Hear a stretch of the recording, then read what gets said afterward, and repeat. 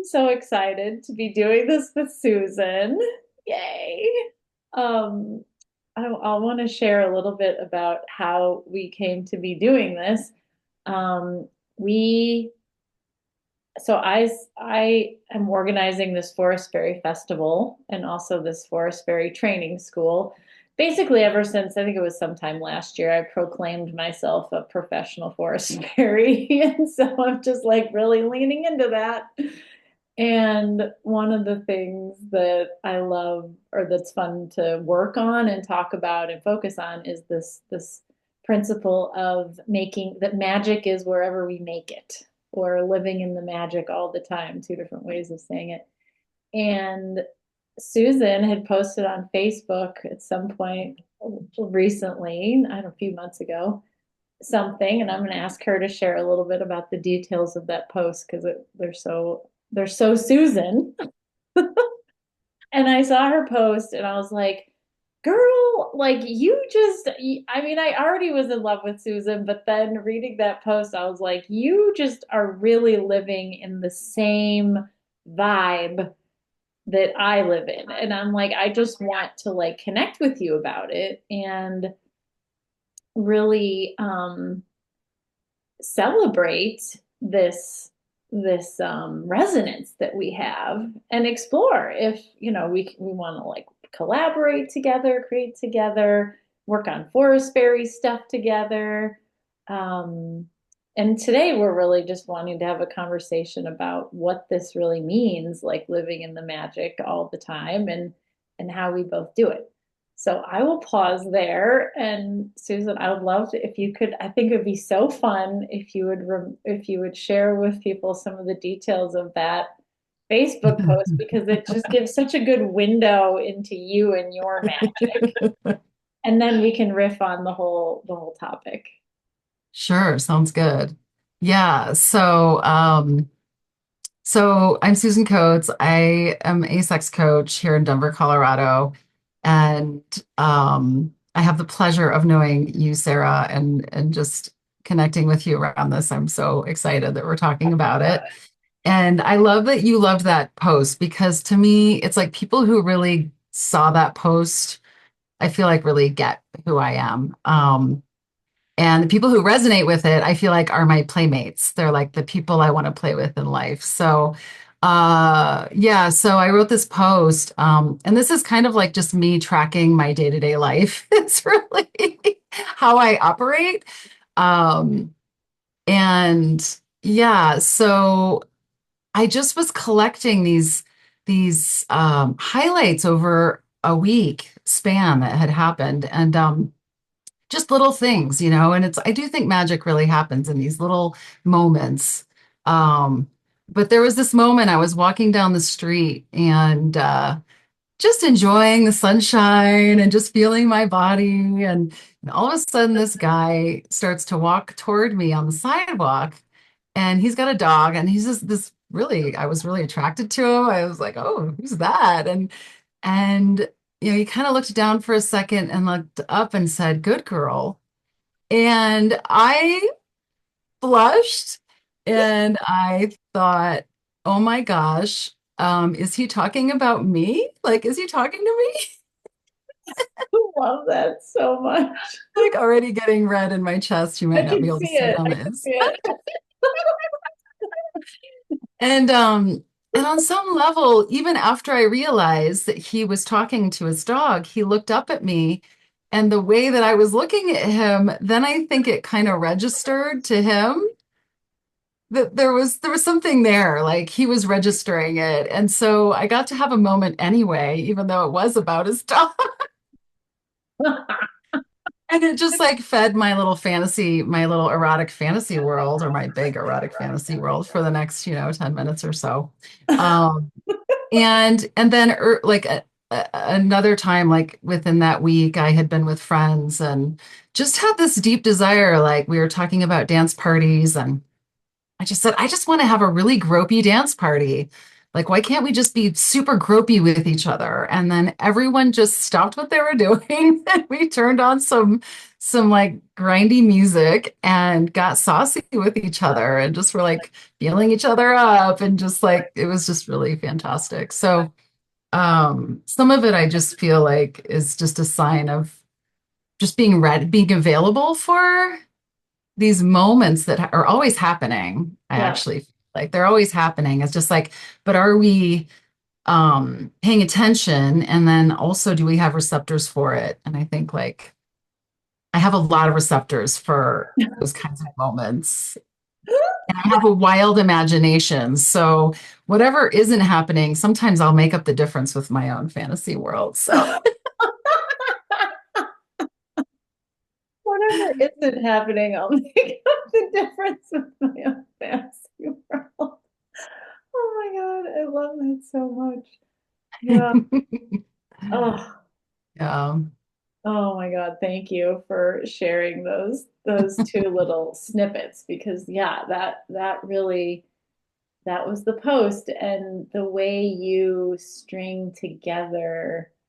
I mean, I think that's what it means, at least for me, to live in the magic is like is stringing together those experiences and just allowing like realizing that that's there all the time and like you said already like sometimes we're more available to it than at other times and yeah, I mean my learning edge right now is like wanting to be available to it more and more even in moments when Mm, I might initially think I'm not and then if I sort of just sit with it and maybe use my imagination and play with it, then new things can maybe emerge. I was at a circle yesterday and I was trying to I was feeling into that like where could the magic really show up in this mm, circle and other people were facilitating it so I don't know I just kind of I said a few things but I didn't like do anything too wild yeah. or crazy Yeah. but something magical did happen right afterwards which was Really. that yeah a partner of mine and I we it was a beautiful day out and we wanted to go be naked in the sunshine but we didn't want to move locations and there was this giant cemetery right there so we went to the back of the cemetery and found a patch of grass in the sun and we're laying in the sun and we weren't totally naked but we still had our underwear on but we were laying in the sun and just like oh just soaking it up and talking and this woman came over to one of the to put like flowers on a nearby grave and we're like oh shoot like we should probably put our clothes back on but she had already seen us so she left and then we put our clothes back on and like just moved on to like other things and then a few minutes later we were both in the parking lot we both had to take phone calls for different reasons. And two cop cars pulled into the parking lot and asked both of us, have you seen any naked people? We heard there were naked people here. And both of us were like, no, there's no naked people here.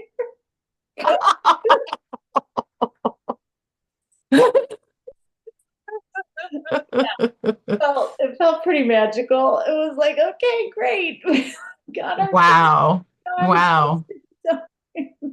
I mean, that's intriguing on so many levels. First of all, I love cemeteries, but for all kinds of reasons. Um, yeah, but like the juxtaposition and then just the staying with what you wanted, just Yeah, noticing what you wanted in your body yeah, and going for it, and also respecting other people, but like letting yourselves have that. yeah, yeah. Yeah, that's amazing. Wow. So, what do you think? Shall we speculate a little bit? Like, what do you think it Yeah. takes to create magic everywhere we want to make it? hmm What are some of the skills? Yeah, I'm so curious too because, you're creating this whole forest fairy experience. And when you reached out and started talking about it, I remembered thinking like, oh, I'm so intrigued. Like, how does Sarah experience magic? Like, and it really opens up the lens to seeing how we each experience magic in different ways. Yeah, I have a son who's 12, and they say that children, when they're young, their fantasy world is about 95, 98% of their life. Like they don't know the difference between fantasy and reality. It's actually all the same. So when they're in their imagination, that is reality. Shit.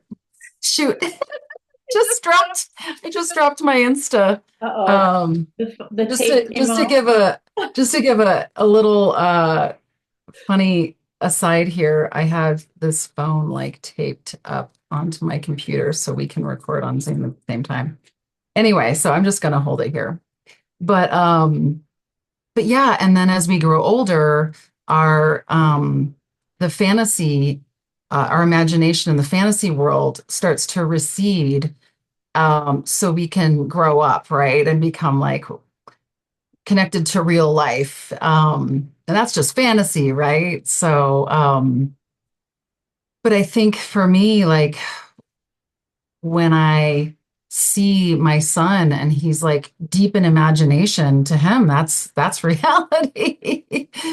And I feel like it's really the same for me because I have a wild imagination and it's something that I've really cultivated over my lifetime. I think as an artist, as a dance performer in some previous career, um, it's actually what feeds my life is my imagination.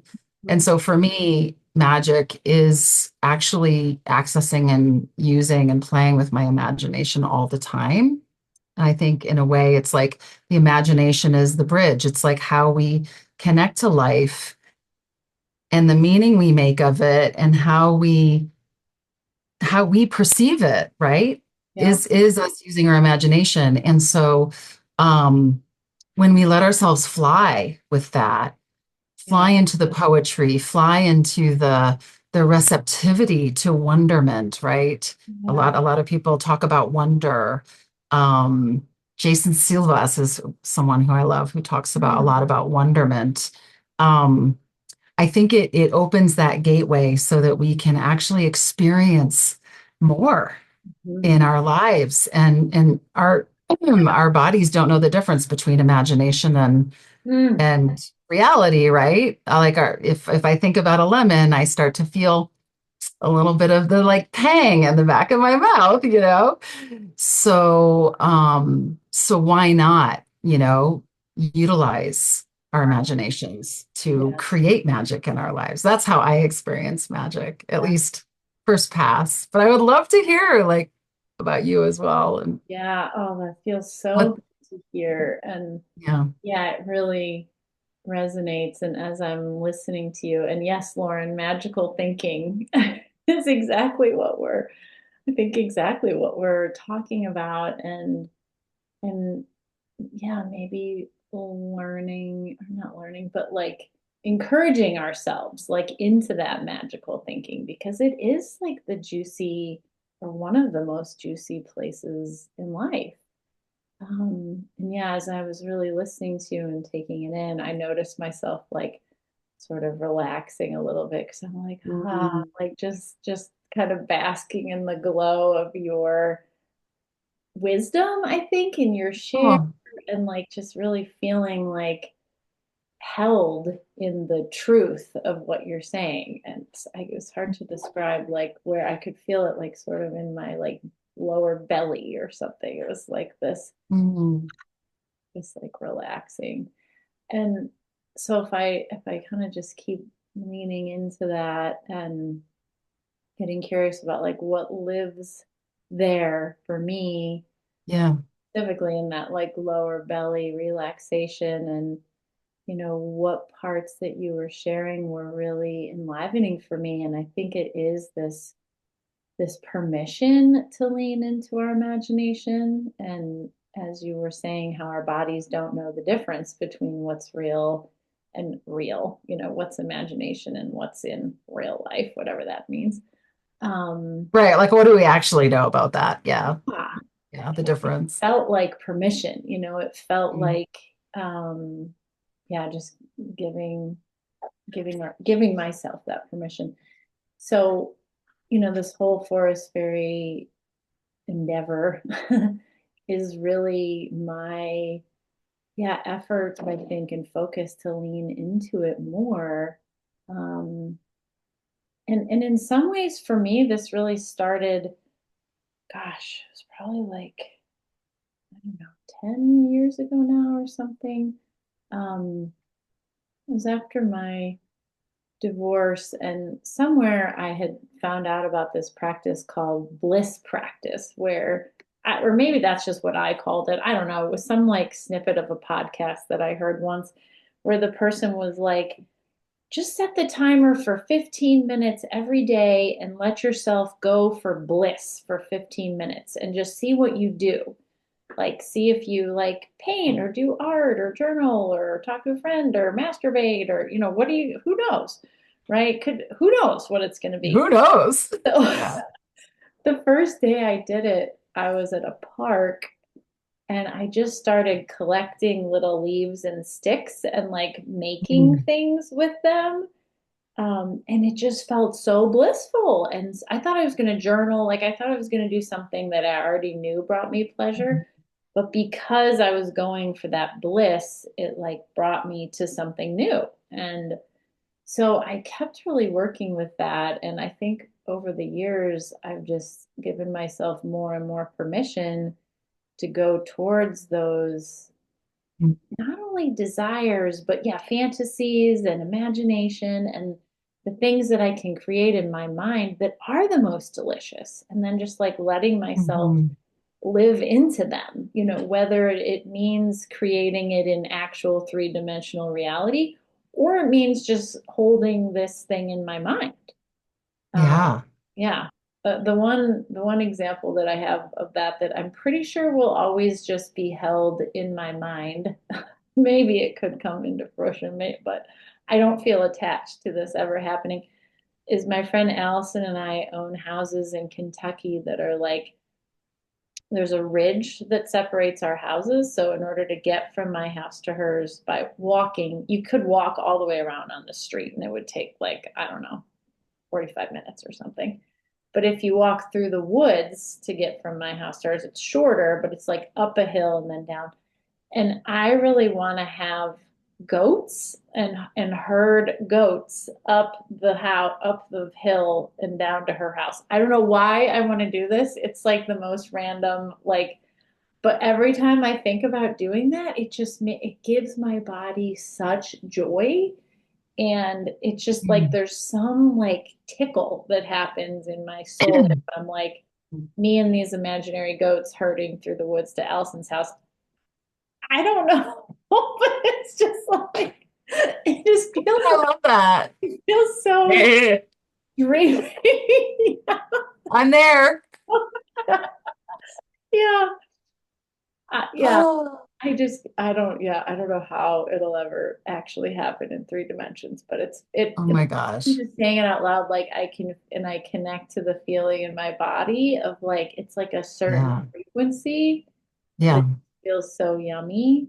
Um, Mm, yeah, and there's something about allowing those wild things, those imaginations into our life that mm. it does activate real shit actually happening, right? Right. Yeah. I do. Yeah. I just, when I hear you talk about it, it's like I can feel the spaciousness that gets created when you choose the bliss, right? Choose like, I'm going to take 15 minutes to explore my bliss. And I do feel like in this world we're in, and our socialization is often, about shoulding, like what should I be doing with my time? So I think that because we're so inundated with I should be doing this, this is my next thing on the docket, the next task I need to do, or the next child I need to take care of, or the next whatever it is, crop I need to pick, or Yeah. software I need to develop, whatever it is, it keeps us in this confinement.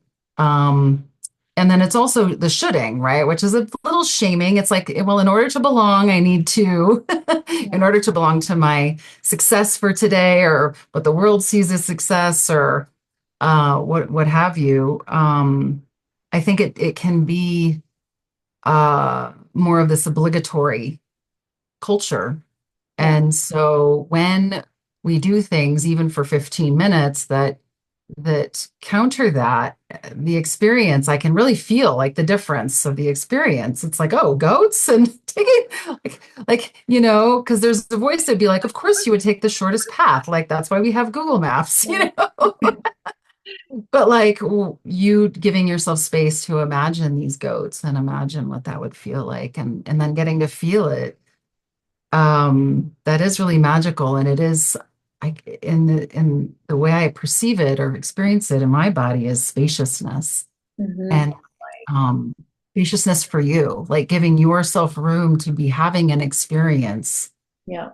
while something is happening, and then choosing how you want to relate to that experience. Yeah. Yeah, it's wonderful. I love it. I want Mm. to get the goats. I want to I'm like, let's do it. I'll dress up as a goat. Right? Oh my God, I love it. Yeah, maybe it's meant to be people. The goats are not real goats. They're just people dressed up as goats that I'm herding through. I mean, we could do it right now.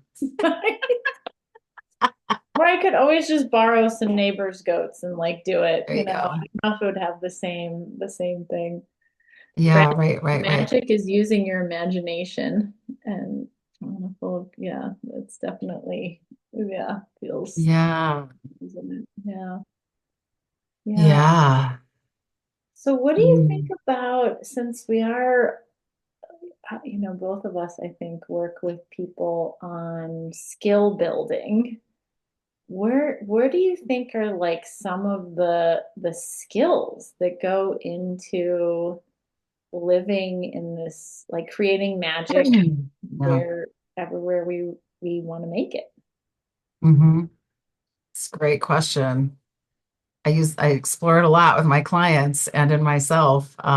Like what are the skills, And when I work with people, it really I believe it starts with embodiment, like really being in our bodies.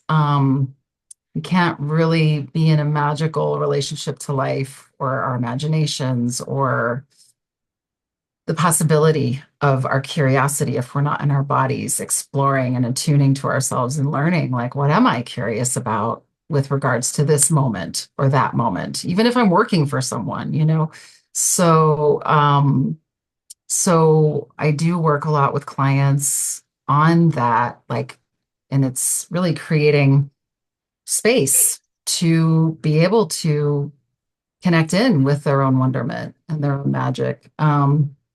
Sometimes we do that through breath work, to get them in touch with their bodies.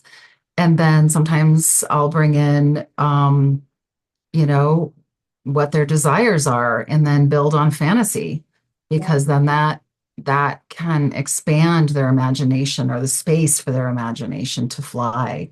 yeah, So once I help clients get in their bodies more and kind of have more of a landing strip for those experiences, then taking them on a little journey, right, with the goats, like finding out like what makes them tick, like what do they want to feel, and then what do they want to be doing, and then start exploring like in detail, like what are those things that mhm, feel make you come alive, right? yeah, Um, and then I think that there's a lot around decompartmentalizing. That's a yeah. big word, Well, but I'm I'm still here with you, but I'm but just the ways that we as humans in a socializing world that socializes through shame, and you should do this to belong, and so you got to banish parts of you that don't seem to fit, right? We're often trying to fit into a relationship structure or a kind of sex that we're taught is normal to have, normal, right? And and it doesn't give us space to be in our own magical connection to it, our own naturalness. I uh, think of magic as naturalness. Like, what's our natural, just the wellspring that just is coming out of us. We can't help but to have that, and that's like our life force energy, right? yeah, So really helping people decompartmentalize is really about saying you don't have to fit in that box, and actually let's have some experiences so you can not have the box to explore what is your unique, um, what is the space for you? What actually makes you come alive? Yeah. Um, and a lot of people just aren't good at that. They're so used to like, I need to be in this compartment or that compartment. And unfortunately, we're not light switches. We can't just turn on and off, like in sex. Like we can't just turn the switch and be like, oh, I'm totally turned on, right? Doesn't work like Um, that. yeah, so we do have to get outside of these boxes of confining like shoulds to be able to explore our own magic and have the capacity to do that and the skill to do that. Yeah. Yeah. Yeah, I so resonate with that. And what's been coming up for me around this lately is particularly around it's decompartmentalization and it's also relationship design. I Hmm. work with a lot of couples and also I'm often giving my like kids and friends sort of advice and support for stuff that they're going through. I have two 20 something daughters. And I see so often where, a relationship doesn't fit into the, monogamous forever ever after, relationship Mm. structure that people think is, Yeah, have in mind, right? But there's right. so much else there between the two people that like could be explored and honored if there was a different relationship structure or lack of relationship structure available. Yeah. Um, and I just sometimes I feel really, I don't know, just sad about that because it feels like people are missing. I don't know. I feel sad because I have gotten so much freedom and Mm. so much richness in my life from allowing myself to just really lean into what is present in different relationships in my life and not, I mean, sometimes of course it becomes like a defined something or other that has a name. Um, but a lot of times it's just really noticing like the unique chemistry between two humans and the magic that's in that and not forcing it to have a name or a definition or a structure. I mean, Mhm. obviously sometimes like people need that in order to like relax their nervous systems and have some predictability and agreements and yes. Sure. Yeah. Um, but there's just so much more that's possible out there. And for me, it's just that like decompartmentalizing relationships, I guess, has been a really important part of finding magic in my life. Mhm. Yeah. Yeah.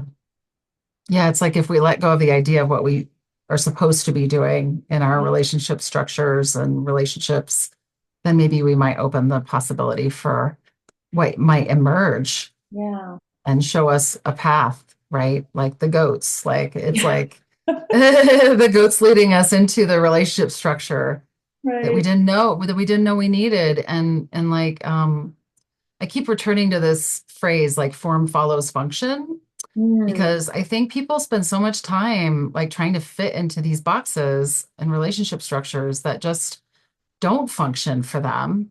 Yeah. And not only don't create magic, but don't function. Like they actually create uh over time create a lot of stagnation and kind of deadening of people's vitality and so it feels like so important to, oh my gosh, be able to be with people who are open to the possibility that Yeah. we don't know,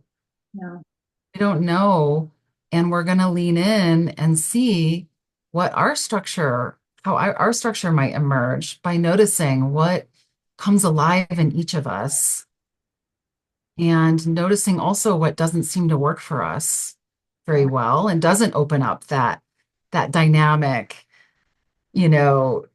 generative, magical vibrance that we want to be feeling with each other. Yeah.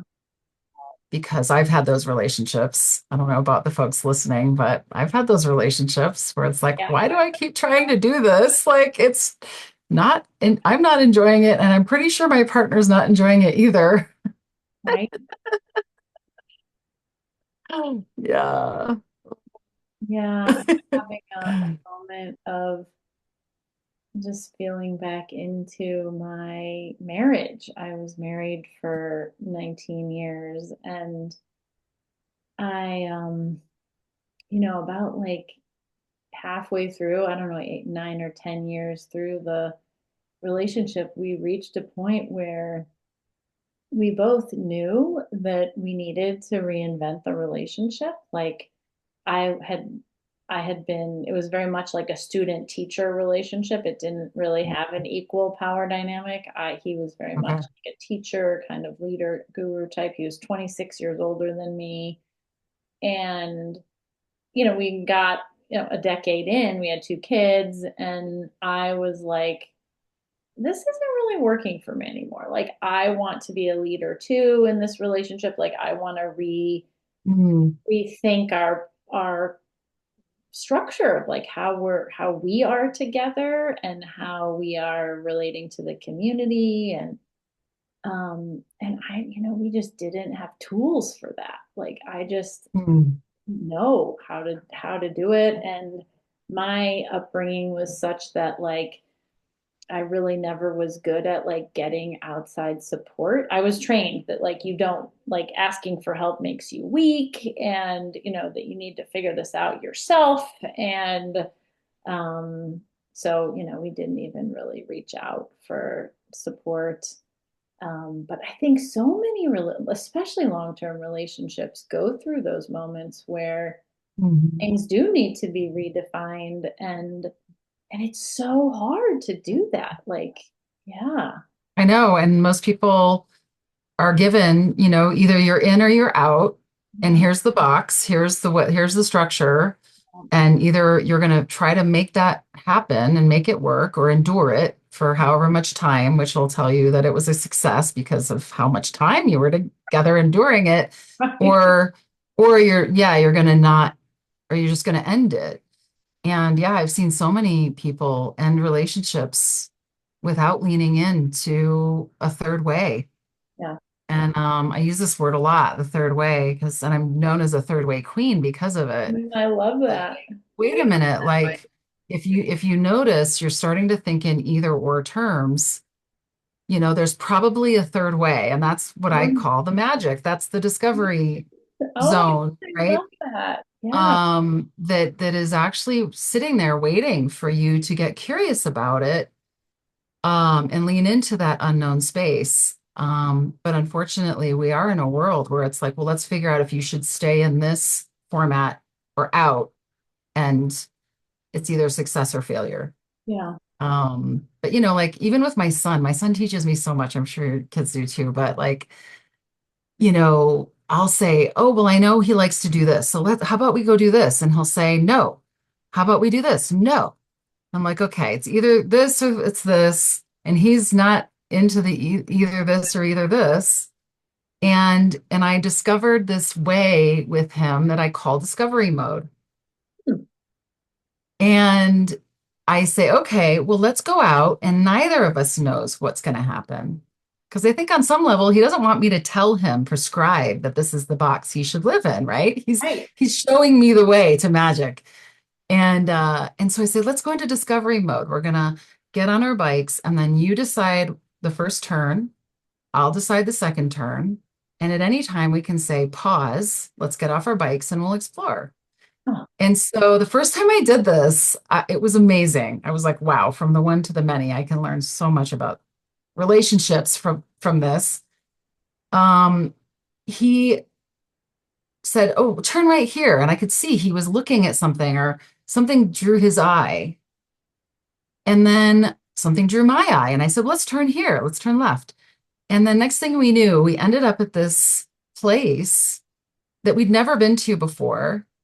We ate a meal, and then they brought out this like orange at the end of the meal that was made into a cat. The orange, like it was like a sushi restaurant, and the chef made this like intricate cat for us and set it in front of us. And it was just like, there's the magic right there. Oh, We never would have experienced this kitty cat orange. right.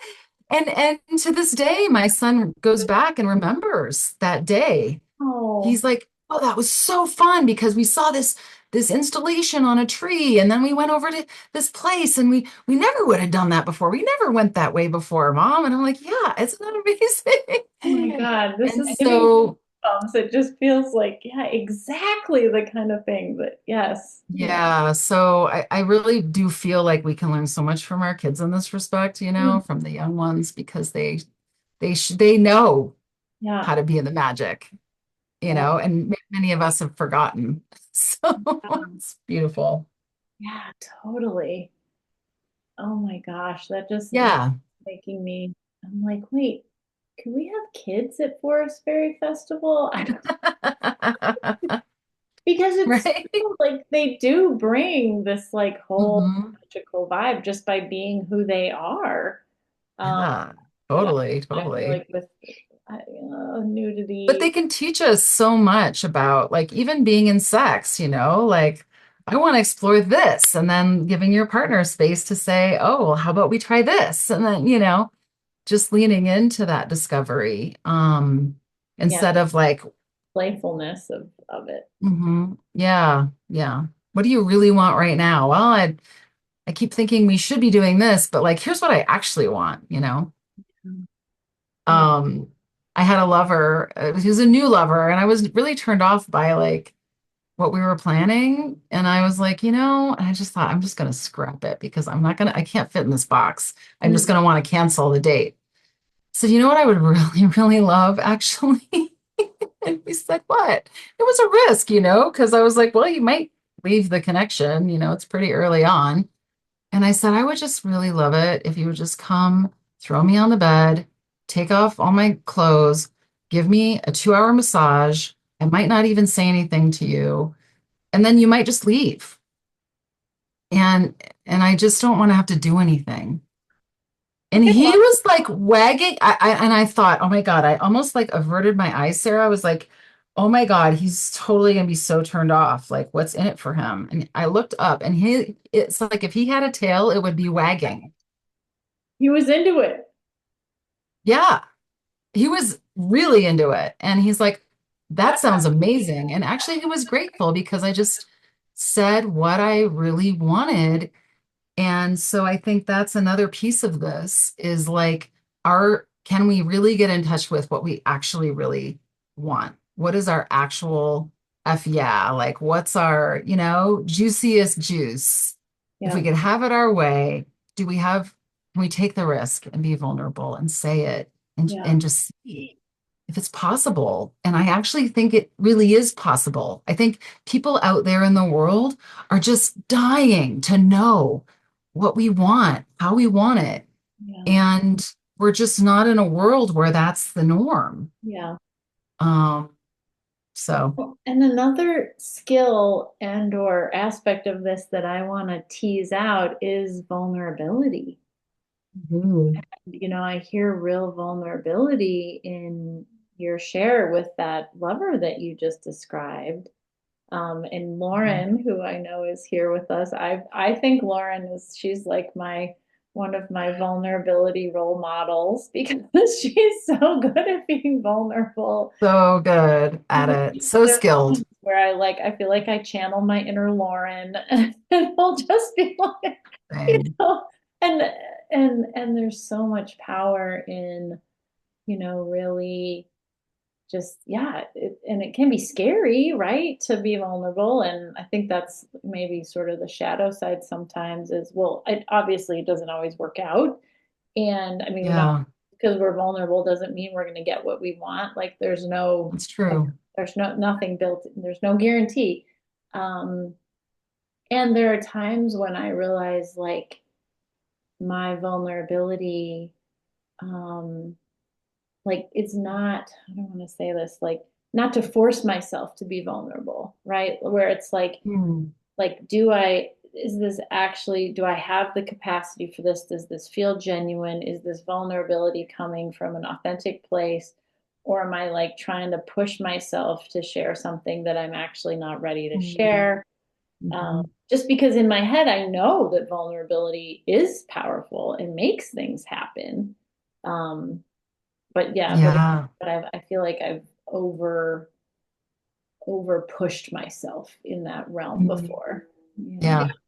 Yeah, I think we all have capacity around opening ourselves up to be seen in what feels like magic to us, what feels like vitality, desires being met. And it's a really vulnerable thing. And there might be times when we're not ready to out ourselves or, and I always just think of like, what's the way I could let myself in Hmm. to it a little bit more? Oh, I love that. Even if I don't ask anyone else to do it with me or for me, or even if the rest of the world said, sorry, we're not into that. That's not like that's not our yum. That, like even when you didn't have goats, you brought your imagination into it, It's like you invited yourself in instead of saying, well, there are no goats here. That's ridiculous. Why am I thinking about that, right? Yeah. So I think it's the ways that we can shut down when we don't know that we're going to be received around it. And so we don't even allow ourselves to experience it. Um, but I do think like there's beauty in what you shared earlier around like, yeah, the taking the risk to feel it anyway, If that's all we do, I think it's fantastic. Some of my kinky, dirty fantasies, like some of them, I don't know if I'll get to all of them with people out here in the world. Some of them, I mean, I'm pretty shameless around that actually, but I think there's probably some things I won't share at different times because Mhm. it's just too vulnerable or I don't feel the landing strip out in the world. And even there, I think people can say, "Hey, I have some vulnerable desires and I don't know how to say them right now." Like even if we can just say that to people in our world, like I don't know. I think there are a lot of puppy dogs with their tails wagging, just really wanting to know. Yeah. Yeah. Because they're feeling vulnerable too, because they also have that vulnerability Yeah. around yeah, like what's on the other side of that curtain. Right. Right. Uh, Yeah. we're all feeling that, I imagine. I just assume it. I assume we all have desires that may not be seen or expressed that we all deep down like wish we could, you know, engage Yeah. with out in the world. And it's so vulnerable. Yeah. There's one other thing, and I know we wanted to start Yeah. wrapping up pretty soon, but maybe we could, yeah, if there's anyone who is live with us that has a question, where I think we could entertain questions. Yeah. Yeah, for sure. Yeah. So feel free to add a question in the chat if y'all have anything. And I just wanted to share one other thing that was coming before we wrap up, from me, and then whatever else you want to Yeah. chime in with, Susan, which is around safety, and the sense of safety. I recently, for a while now, I've been trying to figure out my core erotic desires, like the thing that pulls together a lot of my different fantasies. Because I'm like, is there one thing that all of these things have in common? I don't know if there is. They feel like all over the place. And what came to me the other day was safety, and that it's actually like I have a lot of like risk taking fantasies, and exhibitionist fantasies, and things that, and I'm a rock climber. Like there's something I like to move towards danger a lot of the time, um, and I finally realized that I feel more safe like when I'm doing something sort of risky or dangerous and I get away with it or it's okay, then it helps me to feel, it reminds me that I'm safe. Wow. Yeah. That's amazing. It's almost like you're building building capacity. Hmm. And so that has you feeling safer. It's like if you took a wilderness survival training and then you're in the wilderness and you just feel safer Yep. being in pretty extreme situations. Yeah. Yeah. That's amazing. So I I think love the that. safety also for me goes to the vulnerability and the magic. It's like, so the more safe I feel in myself and with other people, like a sense of belonging and connection, however I'm getting that need for sex and safety met, I think it really increases my capacity for magic, like, and my imagination, right? Like my imagination is much more active when my body feels safe, or when Mm, my soul feels safe, or my heart feels safe. Fill in the blank. Like I that's love that. important for me. Which, I like, love that. people who know me, and for even myself, like over the years, I've always been like, safety isn't very important to me. But then I realized, no, it's actually like the most important thing to me. But I've been masking it all my life with Wow. all of this, um, yeah, all of this kind of risk-taking behavior, basically. Yeah, yeah. Yeah. Yeah, there can be so much magic in safety. We do have a question. Could Yeah. you give an example of a time when you asked for something erotic that you were afraid to ask? That's fun. Do you have one? Let me think. Uh, hmm. Gosh, it's so much easier to think of times when I just like have gotten things erotically that I didn't even know was possible. Oh, okay. Yeah, I think this actually happened. I mean, I know it happened, but I think I actually asked for it. I'm trying to remember how it happened. I think it happened because I asked for it. Oh no, it might have been someone else's idea. Well, I guess I'll just say it because it's what's coming to mind. I think I definitely said yes to it. Whether or not I asked for it, I don't know. I might have to just, it might, sometimes I'm not good at coming up with things on the spot. I might have to think about it.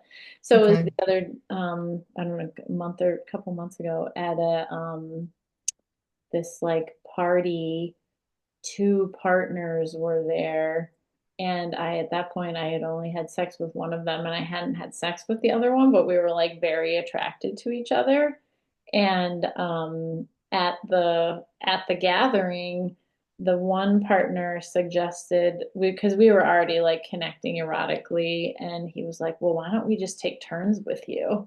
And so the two of them took turns fucking me, and it was just like I was like, "Oh my God, this is really happening!" And they were also connecting with each other. It was two men, and it was just I was like, wow, like I it felt so for me it really met that need for safety because I feel safe with both of them, and then by the two of them like being there together and kind of just accepting each other and me in that, it felt really, yeah, super super yummy. So there's something, Totally. Totally. yeah. Yeah. I mean, I work with clients all the time who they don't know or believe that they can ask for what they want. And then I show them the way into that magic door, right? The door number three. The third way, the third way, And I'm totally gonna like, feel that in. yeah, like I had a client once who was like, I'm looking for a wholesome girl and I'm finding them through the dating app I'm in, but like they just don't want to do the things I want to do. And I'm like, well, what do you want to do? He's like, well, and he was really shy about it at first, and then it slowly came out. And he's a very wholesome looking guy, younger guy. And he said, well, I kind of want someone to like, saran wrap me to a table and have their way with me. And I was like, really? And he's like, yeah, is that too weird? And I'm like, no. He's like, but I can't get that with if I want a wholesome relationship with a wholesome woman, that's long term, like I can't. have that and want to be saran wrapped to the table. Can I? And I was like, yeah, you can. Let's take a look at your dating profile. Let's take a look at your dating profile. So yeah, he altered his dating profile, and sure enough, I mean, he didn't get as many reach outs, but the one that he found was this wholesome young woman who was totally tail wagging and excited to strap him to a table with saran wrap. Oh my Have God, her way with it.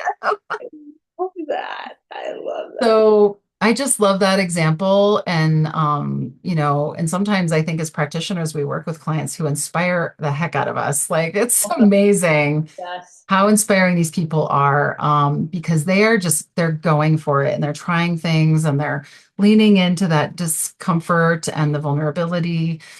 And then boom, like, oh my gosh, I didn't even realize I could actually get both of those Right, things. right. Yeah. Yeah. Yeah, Oh, I it's pretty love that amazing. example. Anyway, Yeah. yeah, that was a great question. Whoever asked that. Yeah. I love the image of you just kind of I'm seeing like both parts of this person's brain, and you kind of going in and just like taking the divider. It's just Yeah, like exactly. Just take the box out. right. Let's just get rid of the box. And Yeah. like, yeah, Yeah. yeah. So, anyway, Hmm. sounds like a good way to end Yeah. that question. It was so good. Yeah, it really was. It was a great question. Yeah. Yeah. Oh, thank you so much for doing this with me, Susan, and going on this little adventure of all these Thank you different. for such a juicy conversation and topic. Like, right? How juicy is this? And I Yeah, hope I hope we got our Zoom recording so we could also I post think we this did. Yeah, I think it worked on well. YouTube for On people. YouTube and yep. Yeah. Very doable. Yeah. Yeah, I feel like Amazing. we got a really good map for me this conversation. This is what I was hoping to get out of this, like sort of this map of all of the nested skills that go into, yeah, creating magic wherever we want to make it. Yeah, Yeah. love it. All right. All Well, right, thank sending you love you. Good through to see you. through the interwebs, and Bah. I'm ready to go. you want to come play with my goats? I mean, I don't have goats, but I maybe say some. blah, blah, blah, blah. I think I also need someone to live at my house and take care of the goats. So that's the missing factor, I think, right now. Got it. Got it. All right. All You right, take dear. care. Take care. Thanks, Bye. and bye. Bye.